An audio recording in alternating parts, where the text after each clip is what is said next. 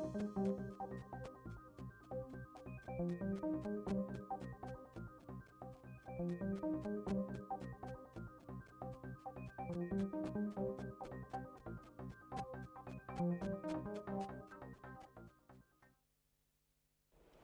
वालेकुम अजीज़ तलबा और तालिबात, फ़िज़िक्स के प्रोग्रामों में खुशामदीद। इस सिलसिले का आज हम पहला प्रोग्राम देखेंगे। सबसे पहले बात करेंगे कि साइंस क्या है। ये चंद मालूमात का नाम है। इंसान का फितरी रवैया है। कोई अमल है जो मुसलसल जारी है या इसके नतीजे में होने वाली इजादात, जैसे कि टेलीविज़न जो हम देखते हैं, ट्यूबवेल जिससे ज़मीन से पानी निकाला जाता है, या फिर कंप्यूटर जिससे आजकल हम बेशुमार काम ले रहे हैं, या ये सब कुछ साइंस ही का हिस्सा है? जी, तो फिर हम देखेंगे कि हज़ारों बरस पहले हम जैसा इंसान किस तरह के माहौल में रहता था और आज तक हमारी ज़िंदगी में जो बुनियादी तब्दीलियाँ वाक़ई हुई हैं उनमें साइंस के इल्म का क्या किरदार रहा है। फिर हम देखेंगे कि ये फ़िज़िक्स क्या है और आखिर में हम फ़िज़िक्स की मुख्तलिफ शाखों के बारे में पता लगाएंगे।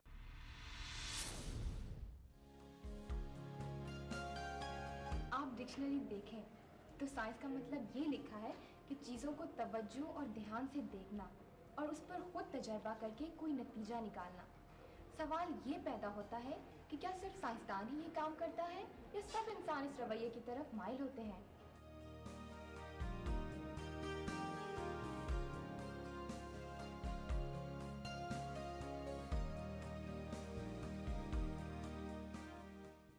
ऐसे मंजर हम देखते ज़रूर हैं, मगर क्या हमने कभी इसे साइंसी अंदाज का नाम दिया है? इतना कह देते हैं कि बच्चा बहुत ज़हीन है, जबकि ये फितरी तर्ज़ अमल या तजस्सुस ही साइंस की बुनियाद है। जब कोई शख्स ख़ुद से चीज़ों का, उनकी खसूसियात का पता लगाने की कोशिश करता है तो यही काम साइंसी इजादात का सबब होता है। तालीमी इदारों में जो स्टूडेंट्स मामूल की अशिया इस्तेमाल करते हुए इनमें दिलचस्पी लेते हैं, वही आगे चलकर नई दरियाफ्तें और इजादात सामने लाते हैं। मौसम, क्या सोच रहे हो? हिलाल, मैं सोचता हूँ कंप्यूटर किस चीज़ से बना है और कैसे काम करता है। ये मैं तो नहीं बता सकता। चलो टीचर से पूछते हैं। टीचर, हम सोच रहे थे कंप्यूटर किस चीज़ से बना है और ये कैसे काम करता है। आपका सवाल बहुत अहम है। आइए मैं आपको अपने कंप्यूटर पे बताती हूँ। बुनियादी तौर पर यह बिजली के बहुत छोटे छोटे हज़ारों लाखों सर्किट से मिलकर बना है। ये सीपीयू है जिसे हम कंप्यूटर का ब्रेन कहते हैं। इसमें मुख्तलिफ़ किस्म की चिप्स लगी होती हैं। मिसाल के तौर पर ये चिप जिसके अंदर हज़ारों सर्किट मौजूद हैं। आपने पूछा था कि ये किस चीज़ से मिलकर बनती है, तो ये सर्किट सिलिकॉन और गोल्ड से मिलकर बनते हैं। सिलिकॉन या सिलिका रेत की रिफाइंड फॉर्म है और इसमें से बिजली बहुत आसानी से गुजर जाती है, और गोल्ड इसलिए कि वो ज़्यादा हरारत पैदा नहीं होने देता, ताकि बिजली के तेज़ बहाव की वजह से इन छोटे छोटे सर्किट्स को नुकसान ना पहुँचे। जैसा मैंने आपको बताया कि इसमें बहुत छोटे छोटे सर्किट होते हैं जो ऑन या ऑफ के असूल के तहत काम करते हैं। यही सर्किट मिलकर इसके मुख्तलिफ पार्ट्स बनाते हैं, वो जिनके ज़रिए हम इसे इनपुट या इंस्ट्रक्शन देते हैं, जैसे ये कीबोर्ड और माउस। फिर वो जहाँ इस इंस्ट्रक्शन पर अमल होता है, जैसे ये प्रोसेसिंग यूनिट, और वो जहाँ से हमें आउटपुट या रिज़ल्ट मिलता है, जैसे ये मॉनिटर। इस प्रोसेसिंग यूनिट को हमने डिस्प्ले भी किया हुआ है। ये हार्ड डिस्क है जिसमें हम प्रोग्राम्स बनाकर स्टोर करते हैं। और ये सीपीयू जिसके बारे में मैंने आपको पहले बताया, इसकी कैलकुलेटिंग पावर बहुत ज़्यादा होती है। जब हम इससे कोई भी इंस्ट्रक्शन या इन्फॉर्मेशन मांगते हैं तो ये इन्हीं प्रोग्राम्स के तहत एक लम्हे में कैलकुलेट करके हमें ला देता है, और यही प्रोग्राम्स इंसान और कंप्यूटर के दरमियान राब्ते का काम करते हैं। जी, तो आपने कंप्यूटर के बारे में चंद बुनियादी मालूमात हासिल की। ऐसा नहीं हुआ है कि पहले दिन से ये इस हालत में इजाद किया गया, तो मुमकिन है कि किसी साइंसदान ने कई साल पहले ये काम शुरू किया और फिर तरक्की करते करते इसकी ये शक्ल हमारे सामने है। लिहाजा कोई भी तहकीक नस्ल दर नस्ल चलकर किसी तख्लीक या इजाद का रूप धारती है। यूँ देखें कि साइंस एक ऐसे मुश्तरक इंसानी अमल का नाम है जिसे सदियों से ہم جیسے انسانوں نے جاری رکھا ہوا ہے اور آئندہ بھی ہم ہی اسے جاری رکھیں گے۔ آپ بھی کسی نئی دریافت یا ایجاد کے ساتھ نامور سائنسدانوں کی صف میں شامل ہو سکتے ہیں۔ ایک اور بات ہم نے دیکھی تھی کہ سائنس انسان کی ضرورت بھی ہے، تو آئیے اس امر کا مشاہدہ کرنے کے لیے تاریخ کا دروازہ کھولتے ہیں۔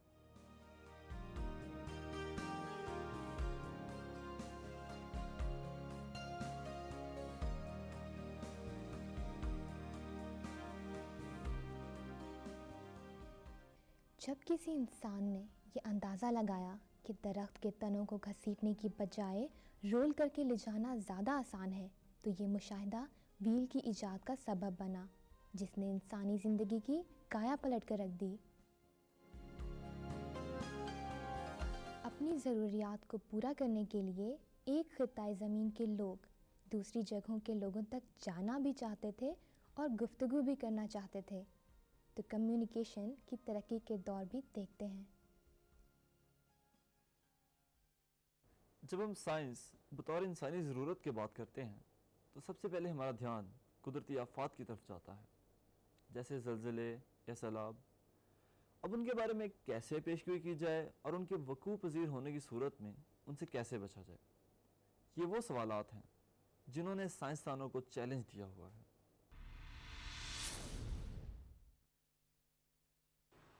سائنس کی ترقی میں ایک عنصر نے نہایت اہم کردار ادا کیا، اور وہ عمل تھا معلومات جمع کرنے کا۔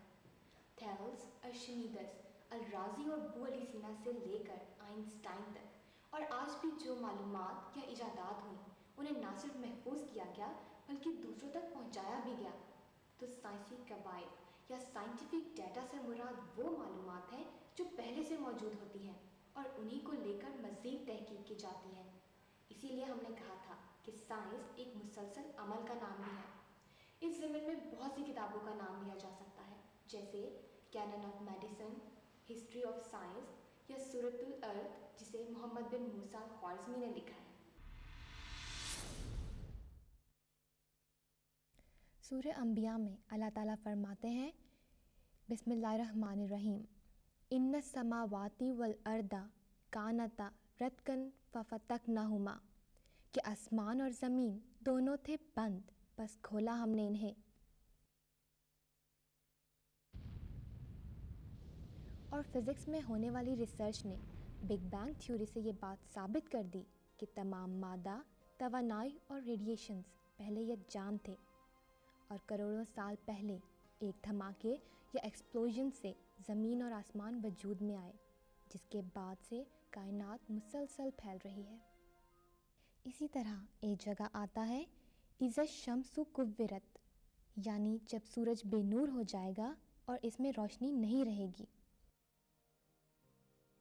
تو آج سائنسدان بتاتے ہیں کہ سورج پر ہائیڈروجن کے ایٹم انتہائی زیادہ درجہ حرارت پر پلازما کی شکل میں تبدیل ہو رہے ہیں، جس سے حرارت اور روشنی پیدا ہو رہی ہے۔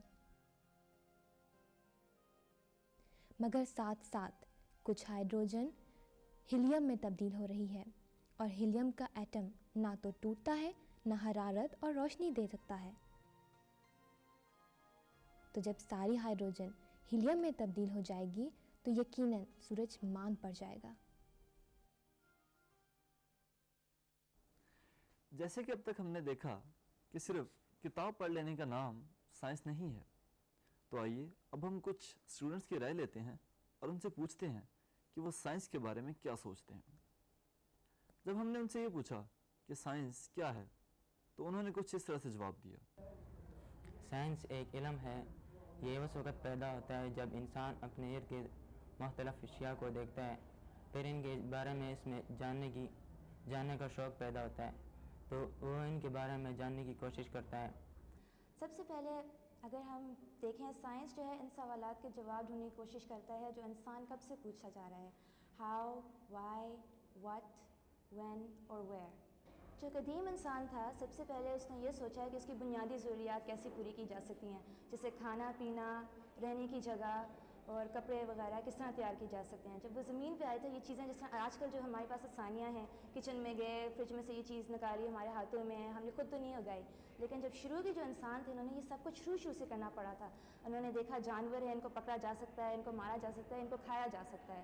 پھر آگ, جب ان کو آگ کے بارے میں پتہ چلی, آگ دریافت ہوئی تو انہوں نے پکانا شروع کیا, پتہ چلا پکا کے کھانا بھی کھایا جا سکتا ہے اور اس کا ایک الگ ذائقہ ہوتا ہے. اب ہم دیکھتے ہیں کہ فزکس کیا ہے. اسے ہم مادے اور توانائی کے درمیان تعلق یا ٹائم اور اسپیس یا زمان و مکان کی خصوصیات کا علم بھی کہہ سکتے ہیں.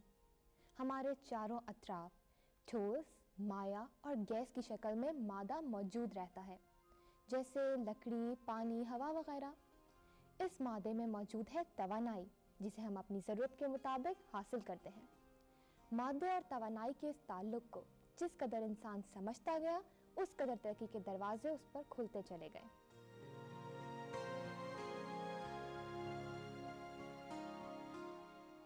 جیسے کہ ہم سب جانتے ہیں کہ ہماری زندگی میں کوئی بھی کام کرنے کے لیے توانائی کی ضرورت ہوتی ہے. کوئی چھوٹی سے چھوٹی چیز جیسے کھلونے, کیلکولیٹر, ٹی وی, گاڑیاں, ریل کے انجن یا کسی فیکٹری کی بڑی سے بڑی مشین, سب کو چلنے کے لیے توانائی کی ضرورت ہوتی ہے. کیمسٹری اور فزکس کے ماہرین کی مشترکہ کاوشوں سے توانائی کے نئے اور زیادہ مؤثر ذرائع حاصل ہوتے گئے.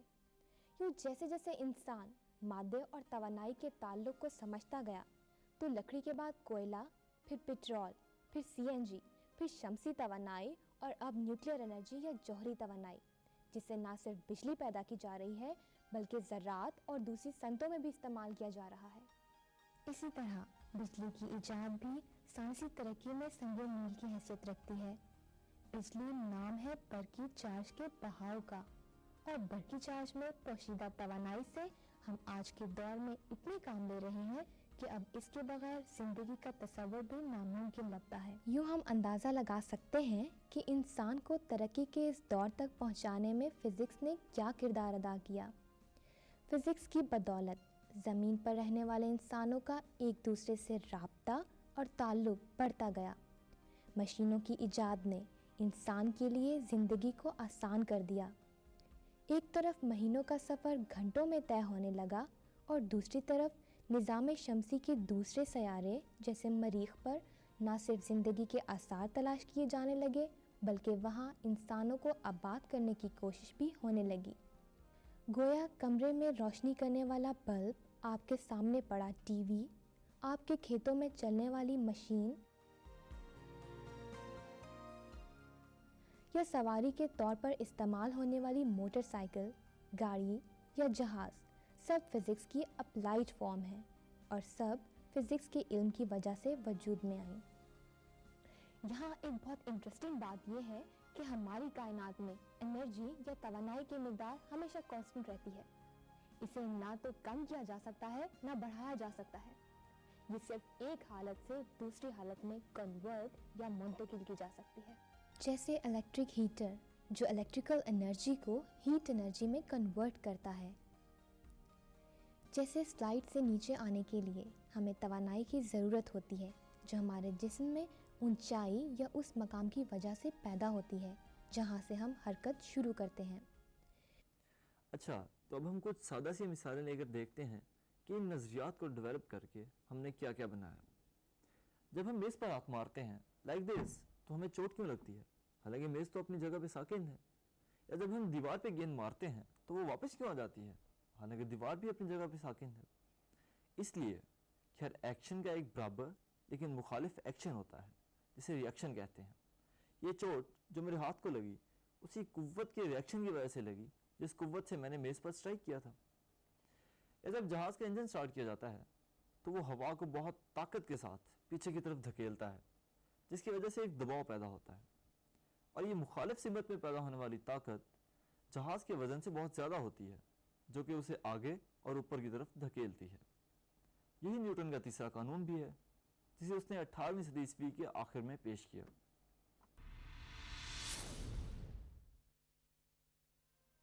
اب تک ہم نے بات کی مادے اور توانائی کی, तो अब हम देखते हैं कि स्पेस और टाइम या ज़मान और मकान से क्या मुराद है। फ़र्ज़ करें कि ज़मीन के नॉर्थ और साउथ पोल पर दो इंसान खड़े हैं और दोनों एक एक गेंद ऊपर की तरफ उछालते हैं। अब अगर इसी मुशाहिदे को एक ऐसी जगह से देखा जाए जहाँ से दोनों एक वक्त में नज़र आएँ तो इसकी नौइयत बिल्कुल मुख्तलिफ होगी।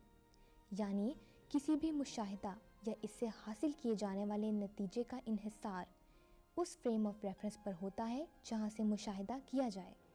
इस तरह कुछ अरसे कबल तक ये ख्याल किया जाता था कि वक्त हमेशा एक ही रफ्तार से गुजरता है, लेकिन आइंस्टाइन की थ्योरी के मुताबिक अगर रफ्तार या स्पीड को बढ़ाकर स्पीड ऑफ लाइट के करीब किया जाए तो वक्त गुजरने की रफ्तार को आहिस्ता किया जा सकता है। ये फ़िलहाल तो नामुमकिन है, लेकिन इसका मुज़ाहिरा उन छोटे छोटे पार्टिकल्स की मदद से किया जा सकता है जिनकी उम्र या लाइफ टाइम बहुत कम होता है। जैसे जैसे उनकी स्पीड को बढ़ाया जाता है वैसे ही उनकी मीन लाइफ टाइम को बढ़ाया जा सकता है। इसे टाइम डायलेशन कहते हैं, लेकिन इसके बारे में हम आइंदा किसी प्रोग्राम में बात करेंगे। अब तक साइंस और ख़ास तौर पर फ़िज़िक्स के बारे में जो गुफ्तगू हुई उसमें हमने देखा कि कुछ बुनियादी हकीकतें और असूल निहायत अहम होते हैं। जब भी कोई ऐसा अमल या मुशाहिदा सामने आता है जिसे कोई भी दोहरा सकता हो तो उसे हम हकीकत या फैक्ट कहते हैं। तफसील के लिए आए चलते हैं। जी अज़ीज़ तलबा व तालिबात, साइंसी कुलिये वाक़यात के इजहार का ज़रिया होते हैं, तो ये मालूम करते हैं। इस वक्त हम मुल्क के एक माहिर साइंसदान जनाब डॉक्टर अब्दुल्ला सादिक के पास मौजूद हैं, तो इनसे कुछ बातचीत करते हैं। सर, सबसे पहले तो हम ये पूछना चाहते हैं कि हक़ाइक़ और नज़रियात क्या होते हैं? अगरचे आपके सवालात का ताल्लुक़ साइंस से है, लेकिन इनका रोज़मर्रा की ज़िंदगी से भी बहुत ताल्लुक़ बनता है, क्योंकि रोज़मर्रा की ज़िंदगी में हमें कई मुशाहिदात करते हैं, वाक़यात होते हैं, और हर एक इंसान की ख्वाहिश है कि वो उसको समझ सके, उसकी तौजीह कर सके। तो इस के साइंसी पहलू को समझने के लिए हम साइंस से 2-3 मिसालें पे बातचीत आज करेंगे। एक तो सबसे पहली मिसाल जो जहन में आती है वो कशिश शकल की है। ये ज़माने कदीम से लोगों को पता है कि कोई चीज़ अगर हम इसको हाथ में पकड़े रखें या सपोर्ट कर लें तो वो ज़मीन की तरफ नहीं गिरती, लेकिन जो ही हम इसको छोड़ देते हैं तो वो ज़मीन की तरफ गिर जाती है। ये कशिश शकल है जो कि न्यूटन और गैलीलियो के ज़माने से इसमें बहुत हद तक हमें समझ आई है, और हमें न सिर्फ इसको समझते हैं बल्कि इसका जो कुलिया है उसका भी हमें आजकल पता है।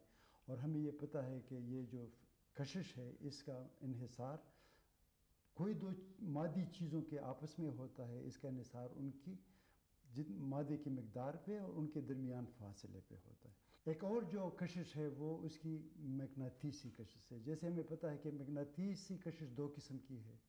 अगर एक ही जैसे मकनातीसी पोल हो तो वो एक दूसरे को रिपेल करते हैं, और जो मुख्तलिफ़ किस्म की पोल हो तो एक दूसरे को अट्रैक्ट करते हैं, और इसी की बेसिस पे एक ये मकनातीसी बच्चों का खिलौना है। इस खिलौने के 2 हिस्से हैं।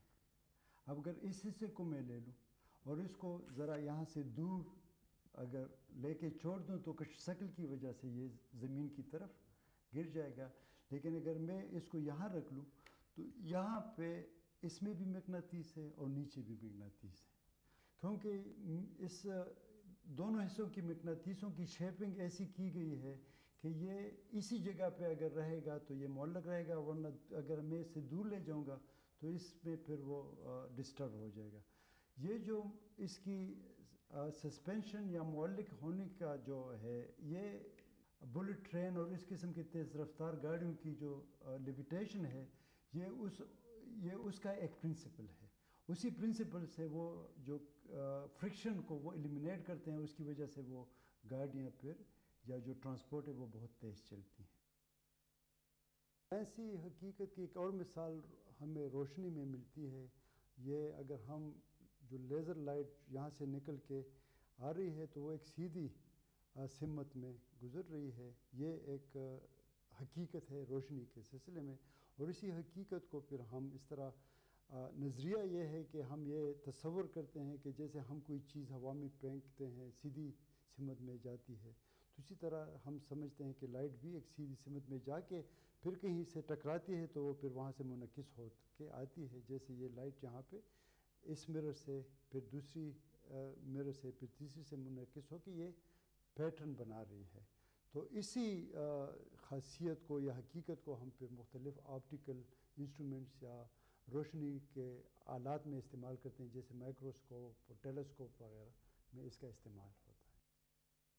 سائنسی حقائق کی جو مثالیں ہم نے تھوڑی دیر پہلے ذکر کی، انعکاس اور انعطاف اور اس کی سیدھی سمت میں جانے کی، اس مثالوں کی ایک بہت ہی بہترین مثال آپ کو اس ڈیمانسٹریشن میں ملے گی.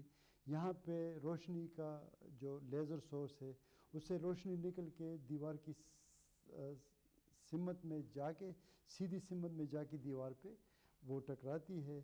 ہم جب اس کے درمیان یہ پانی کا جار رکھتے ہیں تو وہ پانی کے جار سے گزر کے پھر ذرا بڑا سا دبا اس میں نظر آتا ہے، لیکن جب ہم ڈھکنا ہٹا کے پانی کا دار بناتے ہیں تو روشنی اس پانی کے دار کے ساتھ ساتھ ٹوٹلی انٹرنلی ریفلیکٹ ہو کے پھر اس کے ساتھ مڑتے ہوئے سنک کی طرف جاتی ہے. ڈاکٹر صاحب، ہم کیسے معلوم کریں کہ کوئی سائنسی نظریہ صحیح ہے یا غلط؟ سائنسی نظریات جیسے میں نے پہلے ذکر کیا کہ وہ سائنسی حقائق کو سمجھنے کے لیے ہم سائنسی نظریات پیش کرتے ہیں. اب سوال یہ پیدا ہوتا ہے، جیسے ہم نے پوچھا کہ آیا ہم کیسے پتہ چلائیں کہ وہ صحیح ہے یا غلط ہے. تو اس میں یہ ہے کہ سائنسی حقائق نظریات نہ صرف سائنسی حقائق کو ہمیں سمجھنے میں مدد کرتے ہیں، بلکہ وہ پریڈکٹ کرتے ہیں کہ اس کی کوئی اگر تجربہ کرے یا کوئی مشاہدہ کرے جو پہلے کسی نے نہیں کیا ہے تو وہ اس کے کیا نتائج ہوں گے. جیسے ہم نے کشف ثقل کا ذکر کیا، اور جیسے آپ کو پتہ ہے کہ گلیلیو اور نیوٹن نے بہت کام کر کے ہمیں ایک کافی حد تک ایک کمپلیٹ ایک نظریہ دیا گریوٹی کا، کشف ثقل کا. اسی کی بنیاد پہ ہم نے یہ سمجھنے میں کامیاب ہو گئے کہ زمین سورج کی گرد گھومتی ہے اور چاند زمین کے گرد گھومتی ہے، اور سورج کے گرد کئی ایک سیارے جو ہیں جو اس وقت نیوٹن کے زمانے میں جو معلوم تھے، ان کے جو آربٹس تھے اس کا بھی ہم نے اس کے بارے میں بھی سارے معلومات ہم سمجھ گئے تھے کہ ایک سیارہ کسی خاص مدار میں کیوں گھومتا ہے. لیکن نیوٹن نے یہ بھی پریڈکٹ کیا اپنے نظریے کے بنیاد پہ کہ ایک ایسا سیارہ بھی ہے جو اس وقت کسی کو معلوم نہیں تھا کہ کوئی اور بھی سیارہ ہے. تو اس نے یہ کہا کہ اس فاصلے پہ ایک اور سیارہ بھی ہے، اور اسٹرانومر اس کے وقت کے اسٹرانومر کو کہا کہ آپ اگر کوئی مشاہدہ کریں گے تو آپ ایک سیارہ دیکھیں گے. اور پھر کچھ وقت بعد اسٹرانومر نے وہ مشاہدہ کیا اور ان کو وہ سیارہ اسی جگہ ملا جہاں پہ نیوٹن نے پریڈکٹ کیا. آپٹکس یعنی بصریات یہ فزکس کی سب سے پرانی شاخ ہے، جس میں ہم روشنی کی خصوصیات، حرکت اور میجرمنٹس کے بارے میں پڑھتے ہیں.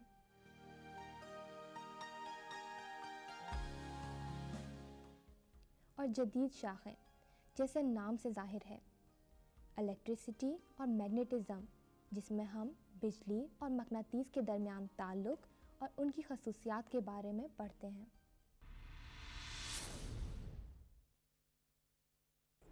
جی ناظرین، آج ہم نے سائنس اور فزکس کے متعلق بنیادی سوالات کو سمجھنے کی کوشش کی، جس سے ہمیں اندازہ ہوا کہ چیزوں اور واقعات کو سمجھنے کی کوشش کا نام سائنس ہے. ان واقعات میں انسان کی دلچسپی بھی ہے اور ضرورت بھی.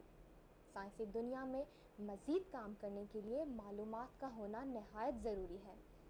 اس کے بعد ہم نے مادے اور توانائی کے بارے میں علم حاصل کیا اور ان کے آپس میں تعلق کا مطالعہ کیا، جس سے ہمیں پتہ چلا کہ سائنس کی اس شاخ کو فزکس کہتے ہیں. جی، تو کمپیوٹر، ٹیلی ویژن اور اسپیس شٹل جیسی ایجادات جن کو ہم اپنی روزمرہ زندگی میں دیکھتے ہیں، دراصل فزکس ہی کی مرہون منت ہے. ہم نے یہ بھی دیکھا کہ آج کے دور میں سائنسی ترقی کی رفتار پہلے دور کی نسبت بہت زیادہ تیز ہے. اسی لیے ہمیں اپنی زندگی کے انداز کو کچھ بدلنا ہوگا. अगले प्रोग्राम में मुलाकात होगी. अपना ख्याल रखिएगा. खुदा हाफिज़.